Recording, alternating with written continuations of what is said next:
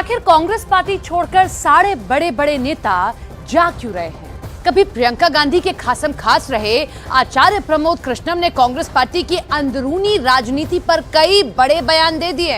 ये बयान ऐसे हैं जिनसे सीधा गांधी परिवार और राहुल गांधी पर बड़े सवाल खड़े होते हैं। कांग्रेस पार्टी पर प्रमोद कृष्णम ने ऐसी भविष्यवाणी कर दी है कि कांग्रेस की राजनीति में खलबली मच गई है।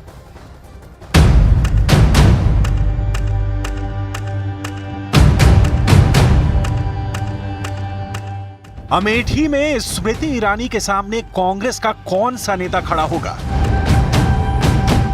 इसकी अब तक कोई जानकारी नहीं है। प्रधानमंत्री मोदी तो कांग्रेस पार्टी के वरिष्ठ नेताओं पर पहले ही ये व्यंग कस चुके हैं कि कांग्रेस के बड़े बड़े नेता राज्यसभा से संसद पहुंचने के रास्ते खोज रहे हैं,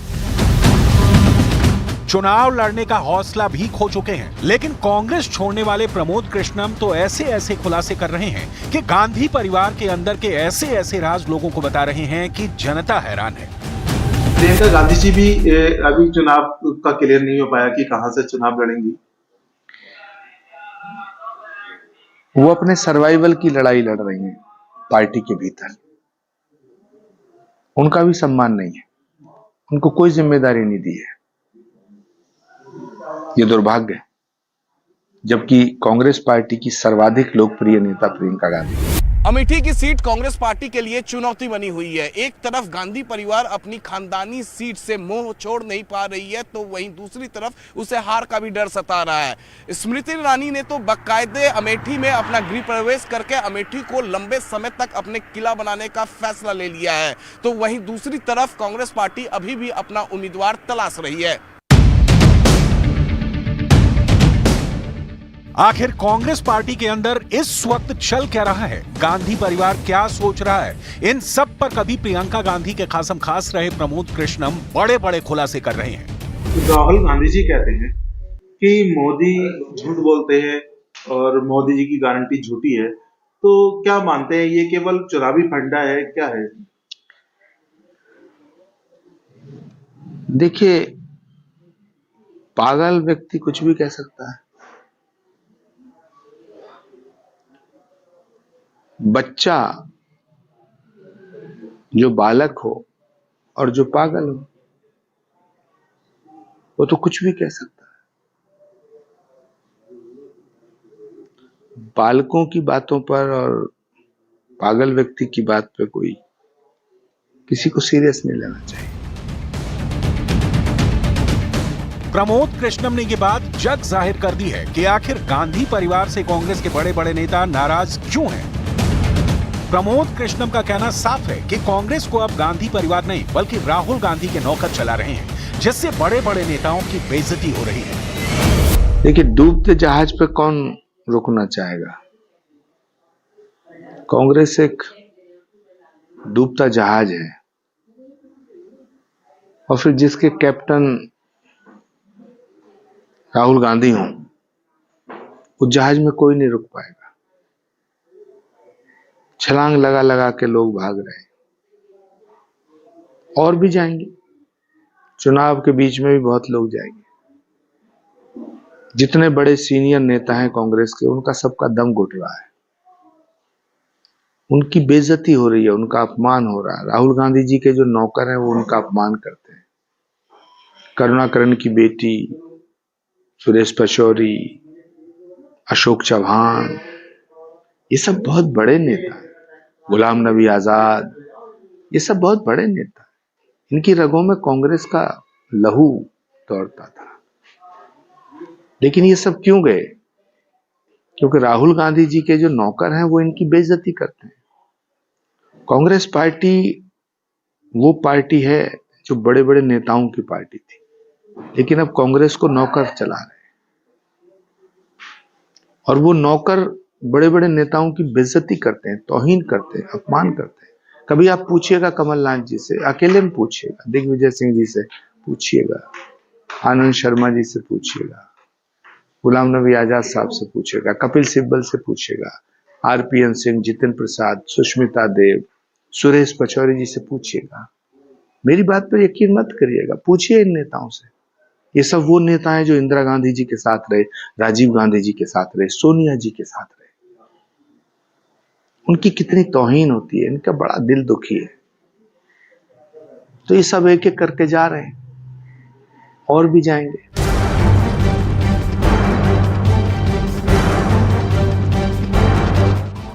अमेठी जिला यूथ कांग्रेस की तरफ से लगाए गए इस पोस्टर को देखिए। इस पोस्टर पर जो लिखा है उससे पढ़िए। लिखा है, लेंगे बदला, देंगे खून, भैया पे अमेठी सू।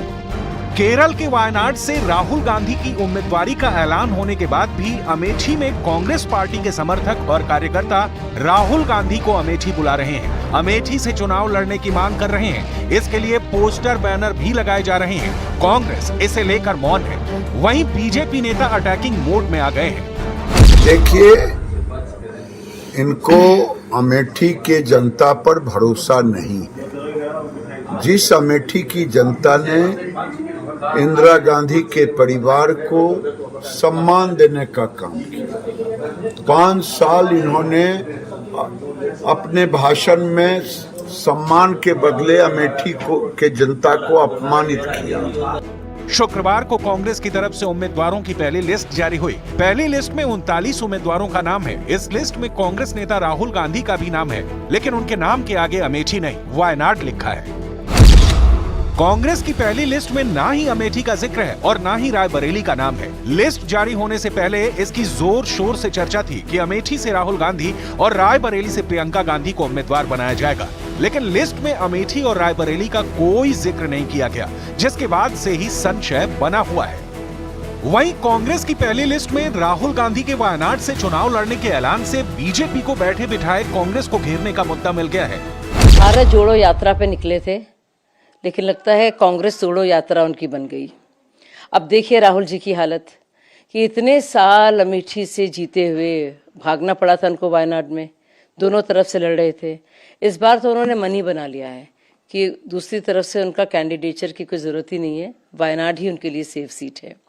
यानी कि जो चुनौती दी थी स्मृति ईरानी जी ने, पूरे भाजपा ने, कि आइए इतना दमखम है तो लड़िए अमेठी से, लेकिन साफ जाहिर है कि वो डर के भाग गए। राहुल गांधी का वायनाड से चुनाव लड़ना तो तय हो गया है, लेकिन अमेठी पर सस्पेंस कायम है। बीजेपी की तरफ से दावा किया जा रहा है कि अमेठी को लेकर राहुल गांधी या फिर कांग्रेस का आत्मविश्वास कमजोर पड़ गया है। क्या 2019 की तरह राहुल गांधी अमेठी और वायनाड दोनों जगह से चुनाव लड़ेंगे या फिर सिर्फ वायनाड से ही ताल ठोकेंगे? सवाल है कि वायनाड राहुल की पहली पसंद क्यों बना हुआ है। कांग्रेस वोटरों के मन में भी सवाल है कि राहुल गांधी अमेठी से लड़ेंगे या इस बार बिल्कुल ही छोड़ देंगे। क्या राहुल के लिए अमेठी को अलविदा बोलने का वक्त आ गया है? अगर नहीं तो अमेठी रायबरेली पर कांग्रेस मौन क्यों है? अगर अमेठी से राहुल नहीं तो फिर कौन?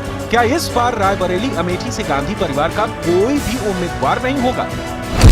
सोनिया गांधी रायबरेली से लोकसभा चुनाव लड़ने के बाद राजस्थान से राज्यसभा सांसद बन गई हैं। वहीं राहुल गांधी के अमेठी से चुनाव लड़ने को लेकर कांग्रेस की तरफ से अभी तक कोई सीधा संदेश नहीं दिया गया है। आपको बताना चाहता हूं, कांग्रेस की नेता सोनिया गांधी का एकमात्र लक्ष्य है राहुल गांधी को प्रधानमंत्री बनाना, और लालू जी का एकमात्र लक्ष्य है इनके बेटे को मुख्यमंत्री बनाना। मुझे बताओ, जो आप अपने बेटे बेटियों को प्रधानमंत्री मुख्यमंत्री बनाना चाहते हो, वो तो आपके बेटे बेटियों का भला कर सकते हैं क्या? बीजेपी की तरफ से ताने तो ये भी मारे जा रहे हैं कि अमेठी अगर कांग्रेस का गढ़ है तो राहुल गांधी सिर्फ अमेठी से क्यों नहीं चुनाव लड़ रहे? वायनाड और अमेठी दोनों जगहों से चुनाव लड़ने की चर्चा क्यों है? अगर राहुल गांधी सिर्फ अमेठी से ही चुनाव लड़ते तो समझा जा सकता था कि उन्होंने स्मृति ईरानी का ओपन चैलेंज कबूल कर लिया है। बड़ा सवाल है, क्या राहुल गांधी को स्मृति ईरानी से चुनाव में एक बार फिर पटखनी खाने का डर है? उसको तो अपना लिस्ट देना ही पड़ेगा कैंडिडेट को, जो कैंडिडेट इलेक्शन लड़ते हैं। तो इसलिए जब इलेक्शन होने वाला है 24 में, सब पार्टी अपना अपना लिस्ट बना रहा है और एक एक करके लिस्ट प्रकाश करता है। और सारे लिस्ट प्रकाश अभी भी हुआ नहीं, टाइम लगेगा, मगर सब पार्टी अपना अपना लिस्ट डालेगा। वो तो किसी के सलाह मशवरा से नहीं डालता है। पार्टी जो लिस्ट देता है कैंडिडेट, वो अपना पार्टी का हिसाब से, उसका सांगठनिक तरीका के हिसाब से, उसका नेता का पोजीशन के हिसाब से वो तय करके कैंडिडेट करता है। अमेठी में स्मृति ईरानी ने अपना घर बनवा लिया है, गृह प्रवेश कर चुकी हैं, अमेठी की मिट्टी से जोड़ने का दावा करती रहती हैं।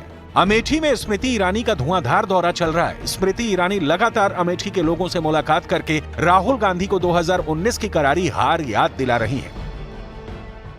बिना सहारे अपनी पैतृक सीट तक लड़ नहीं सकता, उसको कोई भी नेता क्यों सहायता करेगा। अमेठी वो लोकसभा क्षेत्र है जहां पर साल 2019 में मैं सिर्फ कांग्रेस के प्रत्याशी से नहीं लड़ी थी, मैं एक ऐसे प्रत्याशी से लड़ी थी जिसने सपा और बसपा दोनों का सहयोग लिया। जिसे खुद सहारे की जरूरत है वो दूसरों का सहारा कैसे बनेगा। अमेठी लोकसभा सीट पर दशकों से कांग्रेस का ही कब्जा रहा है। गांधी परिवार ही इस सीट पर विजयी होता रहा, लेकिन 2019 में इस सीट पर स्मृति ईरानी ने राहुल गांधी को हरा दिया। अमेठी में राहुल बनाम स्मृति की चुनावी जंग 15 साल पुरानी हो चली है। साल 2009 में स्मृति ईरानी ने पहली बार अमेठी से चुनाव लड़ा था। तब राहुल गांधी ने 3,70,000 से भी अधिक वोटों से स्मृति को हरा दिया था। 2014 के लोकसभा चुनाव में भी राहुल गांधी ही जीते, लेकिन स्मृति ईरानी के हार का अंतर 1 लाख तक पहुंच गया। लेकिन 2019 के चुनाव में कहानी पलट गई। स्मृति ईरानी के हाथों राहुल गांधी 55,120 वोट से हार गए।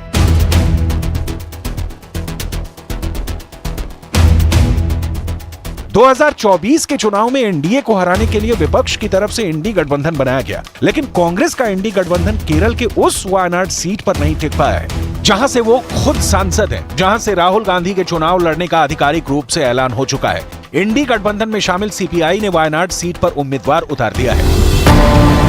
सीपीआई ने वायनाड लोकसभा सीट से एनी राजा को अपना उम्मीदवार घोषित किया है। सीपीआई महासचिव डी राजा ने ये जानकारी दी है। एनी राजा डी राजा की पत्नी है और सीपीआई की राष्ट्रीय महिला समाख्या महासचिव है। कांग्रेस और लेफ्ट बिहार से लेकर पश्चिम बंगाल तक मिलकर चुनाव लड़ने का करार कर चुके हैं। वहां दोनों ही दलों के उम्मीदवार एक दूसरे के खिलाफ ताल ठोकते नजर आने वाले हैं।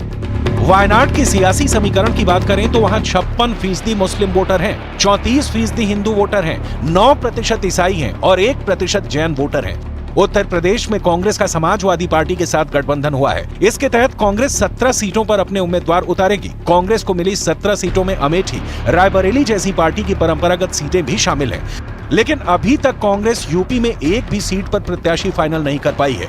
माना जा रहा है कि यूपी के सीटों के नाम फाइनल किए जाने के साथ ही अमेठी सीट के उम्मीदवार पर तस्वीर साफ हो जाएगी। लेकिन राहुल गांधी के अमेठी के चुनावी मैदान से उतरने या न उतरने की रणनीति पर हर किसी की नजर रहने वाली है।